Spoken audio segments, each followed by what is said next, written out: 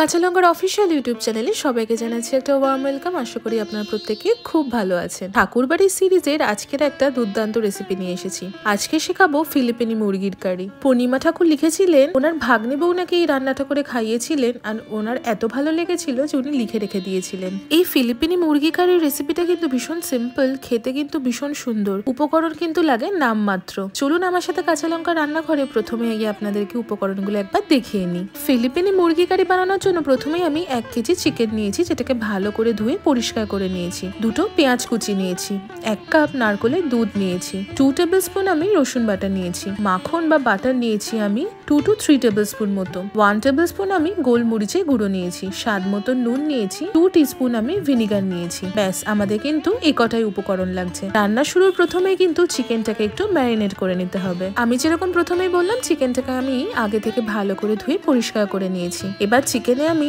একে একে প্রথমে ভিনিগার দিলাম। আপনাদের কাছে ভিনিগার না থাকলে লেবুর রসও কিন্তু দিতে পারেন। সাথে গোলমরিচের গুঁড়ো দিলাম, স্বাদ মতো নুন আর রসুন বাটা দিয়ে বেশ ভালো করে কিন্তু এটাকে আমরা ম্যারিনেট করে নেব। চিকেনটা ভালো করে ম্যারিনেট করে এই ম্যারিনেশনটা কিন্তু 1 ঘন্টার জন্য আমরা রেখে দেবো। বাইরেও রাখতে পারেন বা ফ্রিজেও রাখতে পারেন। চিকেনটা যতক্ষণ ম্যারিনেশনে আছে আমরা সেই সময় পেঁয়াজগুলো একটু প্রথমে ভেজে নেব।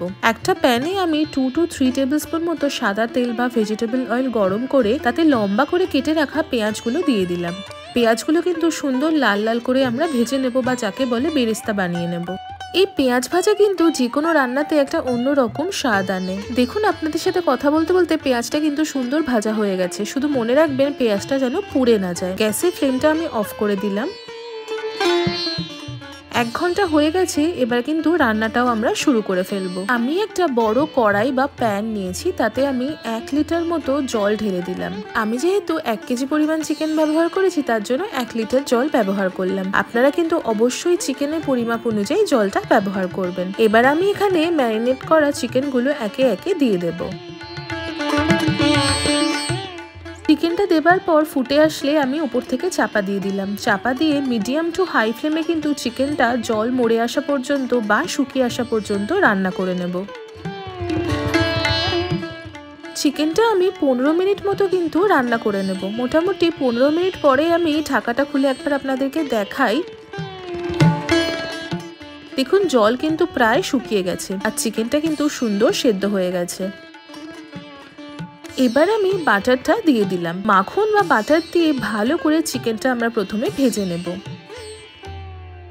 অলরেডি কিন্তু ভীষণ সুন্দর একটা গন্ধ বেরোতেও শুরু করেছে, আর মাখনটা দেবার পর কিন্তু একটা অদ্ভুত সুন্দর গন্ধ বেরোচ্ছে। এই চিকেন আর মাখনের কম্বিনেশনটা তো আপনারা বুঝতেই পারছেন, দারুণ হবে। মোটামুটি 2 থেকে 3 মিনিট ভালো করে রান্না করে নিয়ে এবার আমি নারকেলের দুধটা ঢেলে দিলাম। নারকেলের দুধ কিন্তু নিজেরা বাড়িতেও বানিয়ে নিতে পারেন, অথবা মার্কেটে কিনতে পাওয়া যায়, সেটাও কিন্তু ব্যবহার করতে পারেন। নারকেলের দুধটা দিয়ে খুব ভালো করে মিশিয়ে নিয়ে একটা ফুট আসলেই, মানে একটু ফুটে আসলেই কিন্তু আমি গ্যাসটা বন্ধ করে দেব।